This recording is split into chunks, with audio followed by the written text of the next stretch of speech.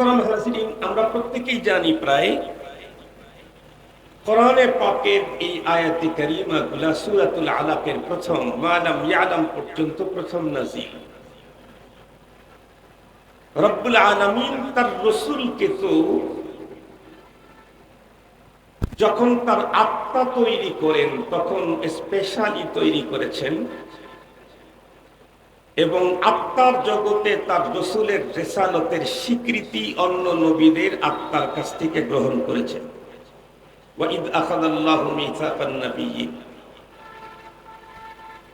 তো সেই নবী সাল্লাল্লাহু আলাইহি ওয়াসাল্লাম আল্লাহ পাক রব্বুল আলামিন তাকে যখন নবুয়ত রিসালাত কোরআন দিবেন, এমনিতেই নবী আলাইহিস সালাম জালওয়াত পছন্দ ছিল তার। নবীজি লোকালয়ে থাকতে চয়েস করতেন। কেন? কারণ নবীজির ভিতরে এমন কিছু নেশার পেশা ঢুকেছিল যেই কাজগুলি করতে চাইলে খলওয়াতে হবে না, এটা জালওয়াত ছাড়া। যে কথাগুলি আম্মাজান খাদিজাতুল কুবরা রাদিয়াল্লাহু তাআলা আনহা আল্লাহর পয়গম্বরকে বলেছিলেন, কাল্লা ওয়াল্লাহি লা ইউযিকাল্লাহু আবাদা ইন্নাকা লাতাসিলুর রাহমা ওয়া তাহমিলুল কাল্লা ওয়া তাকসিবুল মা'দুম ওয়া তাকরিদ যায়ফ ওয়া তুঈনু আলা দাওয়াইবিল হক। এই পাঁচটা মানবিক গুণাবলীর কথা আম্মাজান উল্লেখ করেছেন। এই পাঁচ গুণাবলী এটা প্রকাশ করতে চাইলে, বাস্তবায়ন করতে চাইলে লোকালয়ে থাকতে হয়, খলওয়াতে এটা হয় না। কিন্তু রব্বুল আলামিন নবীজিকে যখন ওয়াহী দিবেন, রিসালাত দিবেন, এই ঠিক তার আগ দিয়ে পয়গম্বরের রুচির পরিবর্তন হয়ে গেল। নবী আলাইহিস সালাম এখন খলওয়াত পছন্দ, লোকালয়ে তো নাই।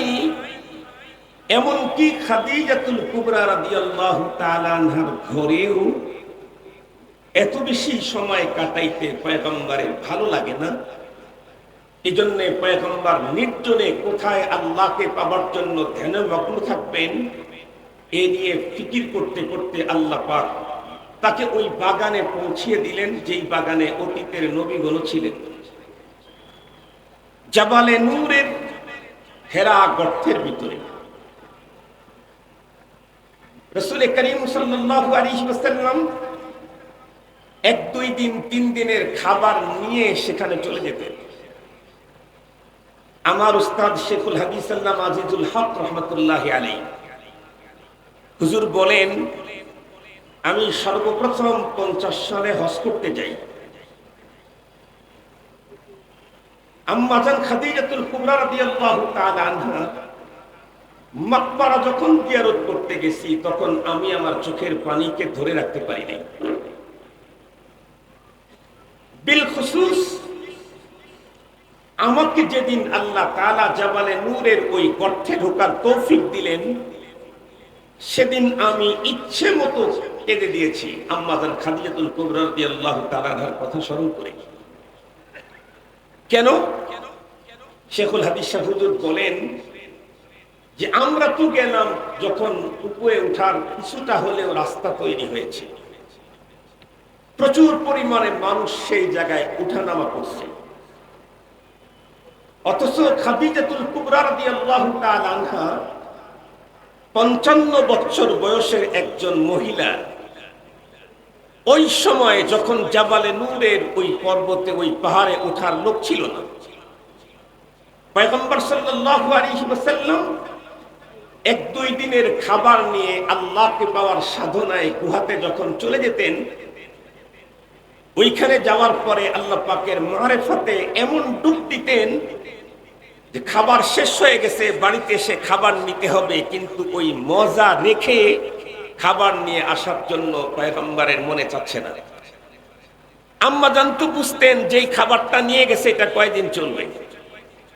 আপনারা লক্ষ্য করে দেখবেন, বাসায় যদি মেহমানদারি করতে চান, গৃহিণীকে শুধু বলবে, জিজ্ঞেস করবে কতজন মেহমান আসবে আপনার, 10 জন। জিজ্ঞেস করবে মেহমানের কোয়ালিটি কি, বলে ফ্রেন্ড সার্কেল। উনি তখন 20 জনের খানা পাকায় রাখেন, কারণ ওনার অভিজ্ঞতা আছে ফ্রেন্ড সার্কেল আসতে থাকলে একজন আর একজনের সাথে এমনিতেই আসে। খাবারের ব্যাপারে যত কমার্শিয়ালি যত বাবুর্চি আছে, এদের চাইতে অনেক বেশি অভিজ্ঞতা হলো ঘরের মানুষের। আম্মা জানতো, বুঝতেন নবীজি যে খাবার নিয়ে গেছেন এটা কয়দিন চলবে।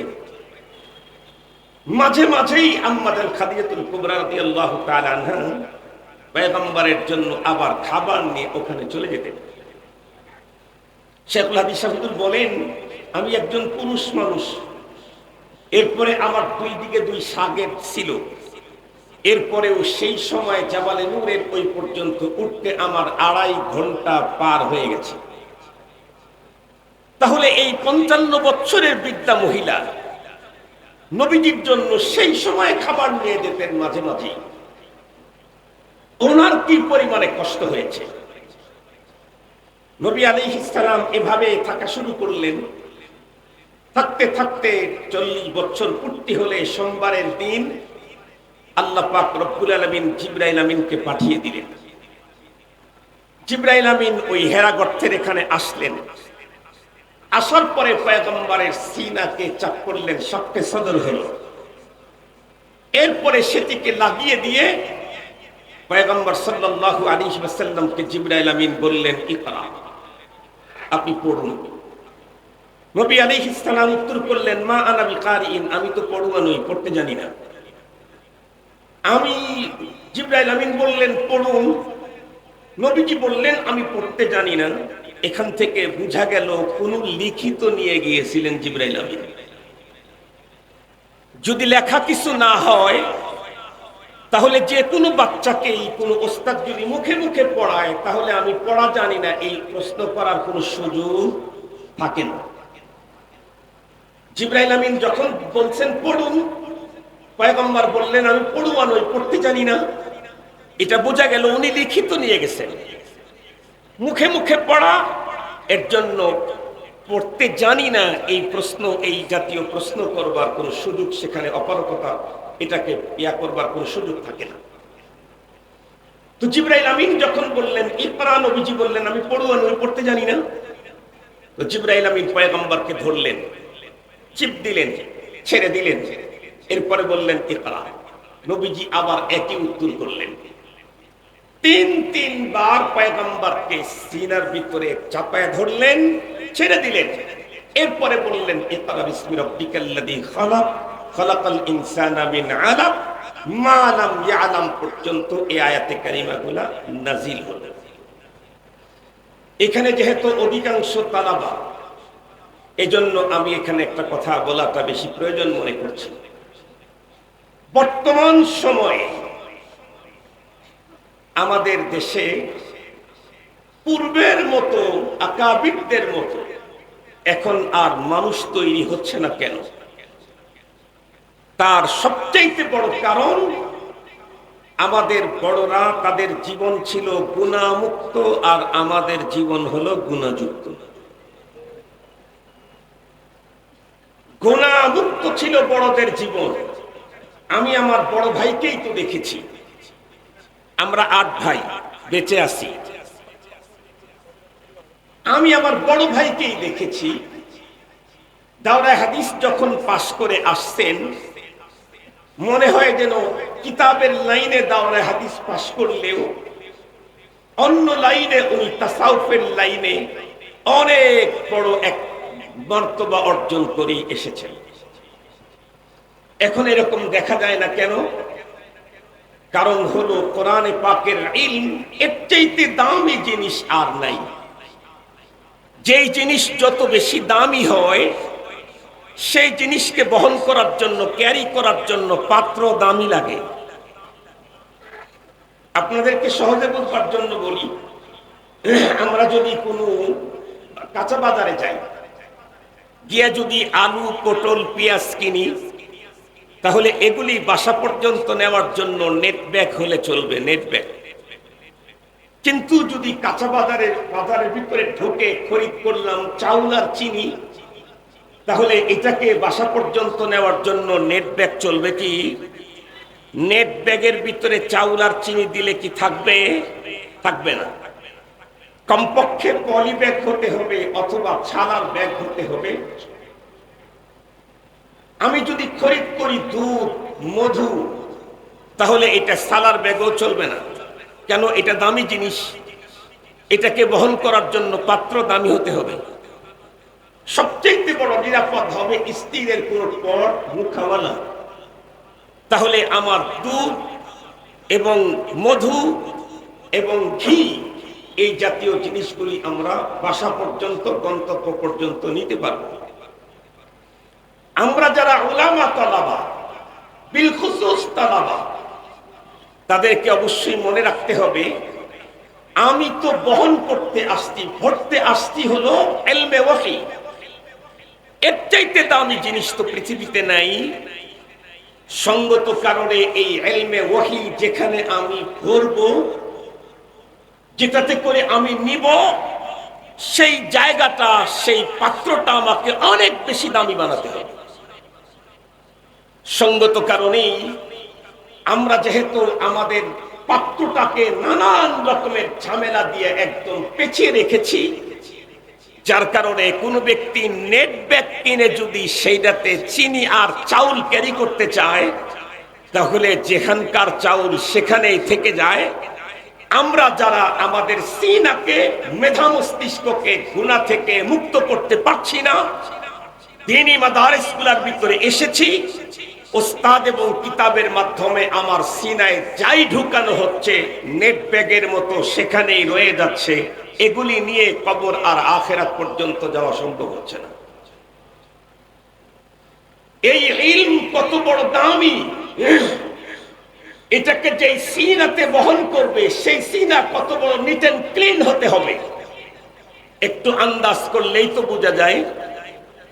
একে তো সমস্ত নবী এবং রাসূলগণকে আল্লাহ তাআলা স্পেশালি তৈরি করেছেন। সমস্ত মানুষ মাটির তৈরি, নবীগণ মাটির তৈরি, কিন্তু কিতাবের ভিতরে এসেছে নবীগণকে তৈরি করা হয়েছে জান্নাতের মাটি দিয়ে। জান্নাতি মাটির ভিতরে কোনো আগাছা হয় না।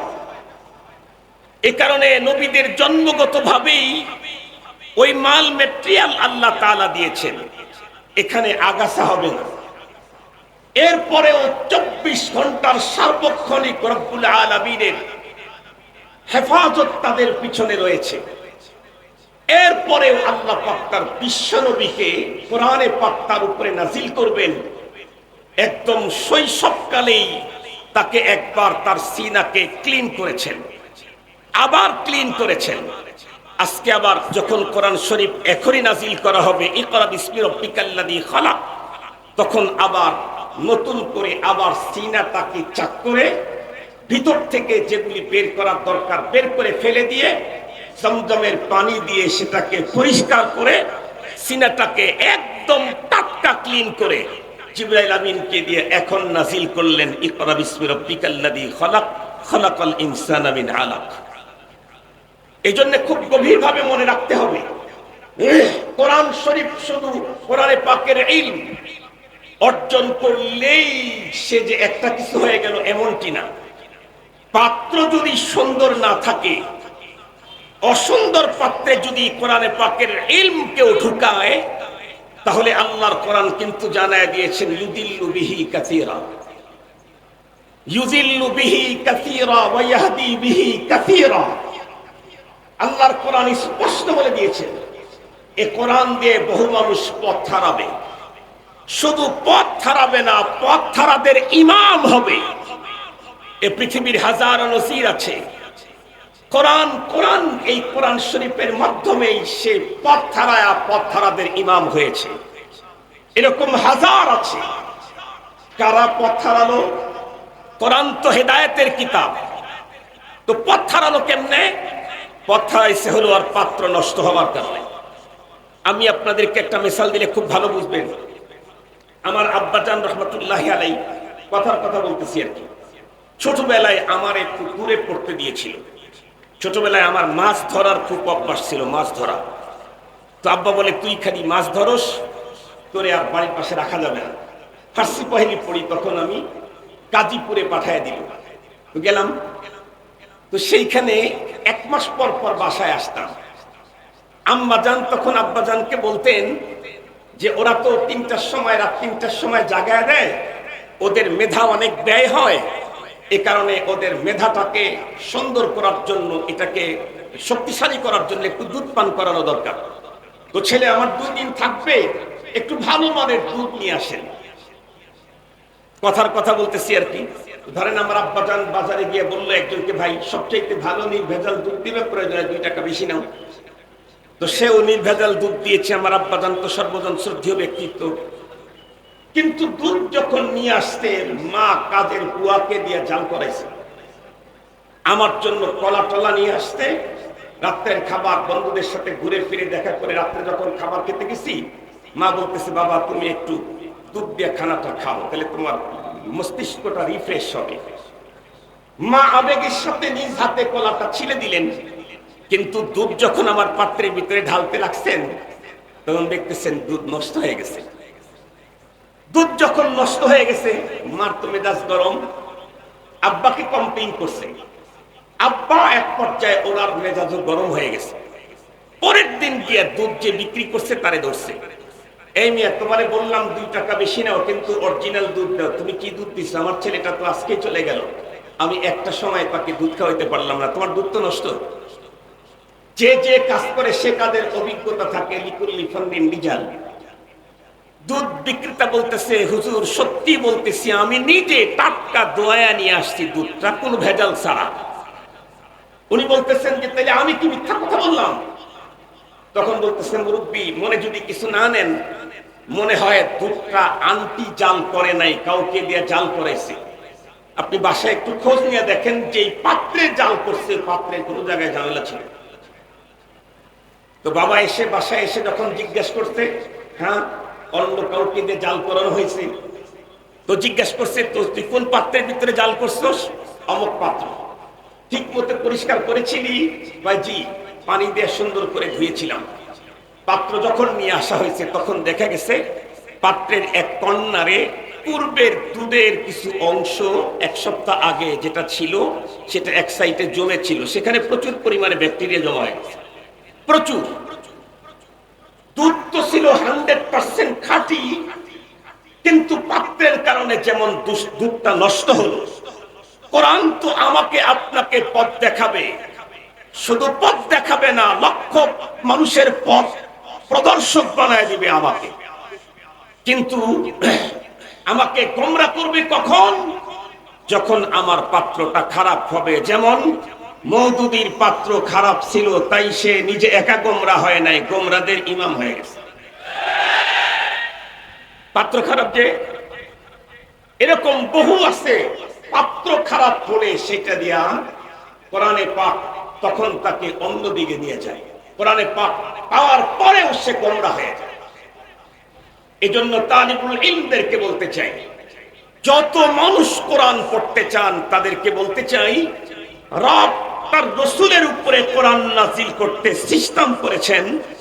আগে সিনাকে চাক করেছেন, ক্লিন করেছেন, পরিষ্কার করেছেন, টাটকা পরিষ্কার করে তারপরে প্রথম আয়াত নাযিল করেছেন, ইকরা বিসমি রাব্বিকাল্লাযী খালাক, খালাকাল ইনসানা মিন আলাক। মুহতারাম হাজিরিন, সঙ্গত কারণেই আমরা যারাই কোরআন পড়ে কোরআন থেকে হেদায়েত পেতে চাই, উপকৃত হতে চাই, তাদের সিনাটাকেও কমপ্লিট এরকম পরিষ্কার রাখতে হবে। মুহতারাম হাজিরিন, 5 মিনিটের কথা বলবো আমি। তো রাসূল করিম সাল্লাল্লাহু আলাইহি ওয়াসাল্লামকে জিবরাইল আমিন এভাবে ধরলেন, চিপ দিলেন, ছেড়ে দিলেন, চিপ দিলেন, ছেড়ে দিলেন। পড়ুন তো দেখি কিছু দিয়েছেন কিনা। কথা বলেন না কেন? চিপ ধরলেন, বুকের সাথে লাগালেন, ছেড়ে দিলেন। এমনি এমনি ছেড়ে দিয়েছেন নাকি কোনো কিছু ঢুকছে? কথা বলেন না কেন? কোনো কিছু ঢুকছে? জিবরাইল আমিন পয়গম্বরের উপরে কোরআন নাযিল করতে জিবরাইল আমিন কোরআন নিয়ে আসছেন। যার কাছে এটা ট্রান্সফার করবেন তার সিনার সাথে সিনা লাগিয়েছেন। এ কারণেই আমাদের বুজুর্গরা বলেন, ইয়ে ইলম সিনা বাসিনা। এ কারণেই আমাদের বুজুর্গরা কি বলেন?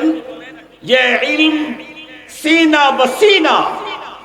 তালিবুল ইলম যারা, তারা সত্যিকারেই যদি কোরআনের প্রকৃত কোন আলিম হতে চায় তাহলে তাদেরকে তার উস্তাদের সাথে এমনই তাল্লুক তৈরি করতে হবে, অন্যথায় প্রকৃত আলিম হওয়া যাবে না।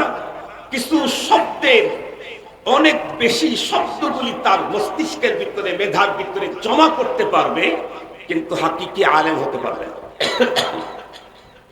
মুহতারাম হাজিরিন, হযরত জিবরাইল আমিন তৃতীয়বারে ছেড়ে দিয়ে বললেন, ইকরা বিসমি রাব্বিকাল্লাযী খালাক, খালাকাল ইনসানা মিন আলাক। পয়গম্বর তখন পড়লেন। পড়ার পরে জিবরাইল আমিন পয়গম্বরকে সাথে করে পাহাড় থেকে নিচে নেমে এলেন। নিচে নেমে আসার পরে জিবরাইল আমিন জমিনের ভিতরে পা দিয়ে একটা আঘাত করলেন। আঘাত করতেই স্বচ্ছ পানির ঝর্ণা শুরু হয়ে গেল। জিবরাইল আমিন প্রথমে ওযু করলেন, পয়গম্বরকে বললেন আপনিও ওযু করেন। জিবরাইল আমিন নবীজিকে সাথে করে 2 রাকাত নামাজ সেখানে আদায় করলেন। এরপরে জিবরাইল আমিন বললেন, আপনি আপনার গন্তব্যে যান, আমি যাচ্ছি। জিবরাইল আমিন রাসূল করিম সাল্লাল্লাহু আলাইহি ওয়াসাল্লামকে ছেড়ে দিলেন। নবী আলাইহিস সালাম তখন সুজা আম্মাজান খাদিজাতুল কুবরা রাদিয়াল্লাহু তাআলা আনহা ঘরের দিকে রওনা করলেন। বাসার ভিতরে ঢুকেই আম্মাজানকে ডেকে বললেন, জাম্মিলুনি জাম্মিলুন, খাদিজা তুমি আমাকে একটু কম্বল দিয়ে জড়ায় ধরো তো। পয়গম্বর তখন ভিতরে ভীতি এমন পর্যায়ে ছিল, হাদিসে পাকের মধ্যে আসছে, এই যে আমি কথা বলতেছি আমার এই পাশের 2 পাশের রগ যেমন ফুলে উঠতেছে, নবীজির গর্দানের 2 পাশের রগ তখন লাফালাফি করতেছিল। পয়গম্বর সাল্লাল্লাহু আলাইহি ওয়াসাল্লাম আম্মাজানকে বললেন, কম্বল দিয়ে জড়ায় ধরো, কম্বল দিয়ে জড়ায় ধরছে। এবারে নবী আলাইহিস সালাম সমস্ত ঘটনা ওখানে যা ঘটেছে সব বলে দিলেন। এরপরে নবীজি বললেন, ইন্নী খাশিতু আলা নাফসি, খাদিজা আমি তো আমার জীবনেরই আশঙ্কা করছি। আম্মাজান খাদিজাতুল কুবরা রাদিয়াল্লাহু তাআলা আনহা পয়গম্বরের এই চূড়ান্ত মানে কঠিন এই আশঙ্কা ভয়ের অবস্থা থেকে পয়গম্বরকে শান্ত করবার জন্য এমন শব্দ ব্যবহার করলেন, পয়গম্বরের ভীতি, পয়গম্বরের শঙ্কা যেমন মজবুত ছিল, আম্মাজান পয়গম্বরকে শান্ত করবার জন্য তেমনি মজবুত শব্দ ব্যবহার করলেন। প্রথমেই বললেন, কাল্লা, কখনোই না, আপনি কেন এমন নিজের জীবনের উপরে শঙ্কা করছেন, এটি তো হইতেই পারে না। এরপরে আবার বললেন, ওয়াল্লাহ, কসম আল্লাহ, লা ইউখজিকাল্লাহু আবাদা।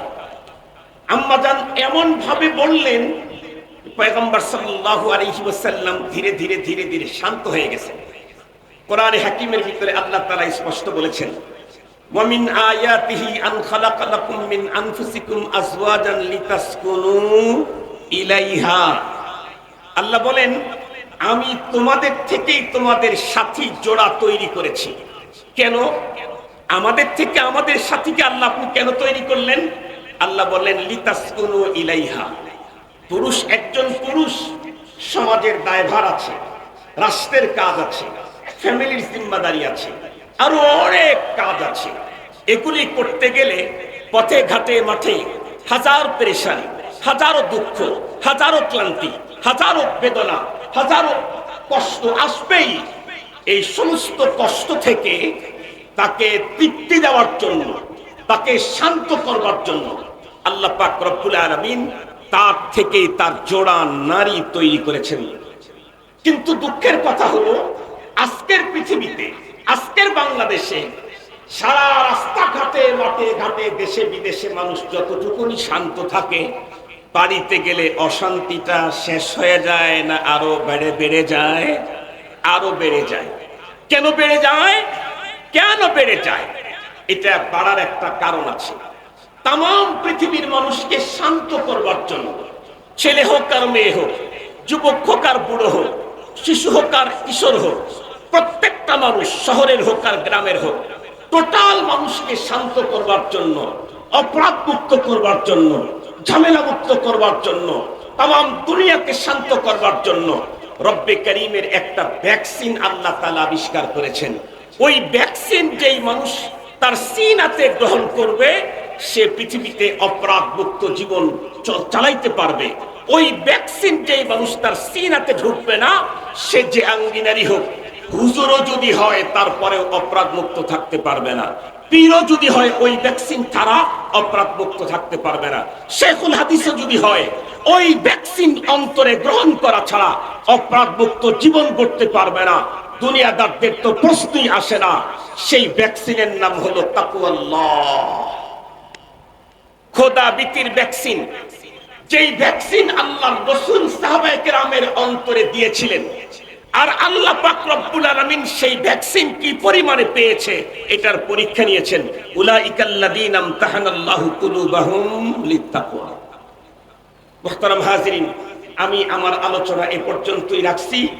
আগামী কালকে ইনশাআল্লাহ ইকরা বিসমি রাব্বিকাল্লাযী খালাক, খালাকাল ইনসানা মিন আলাক, কি মেসেজ আল্লাহ তাআলা এখানে দিলেন, কি অর্ডার আমাদেরকে আল্লাহ তাআলা সাবমিট করলেন, এগুলি ইনশাআল্লাহ আল্লাহ তৌফিক দিলে আগামী কালকে আলোচনা হবে। তবে বিদায়ের আগে আপনাদের কাছে বিশেষভাবে দোয়া চাই। আমার শরীরের ভিতরে প্রচন্ড জ্বর, এখন জ্বর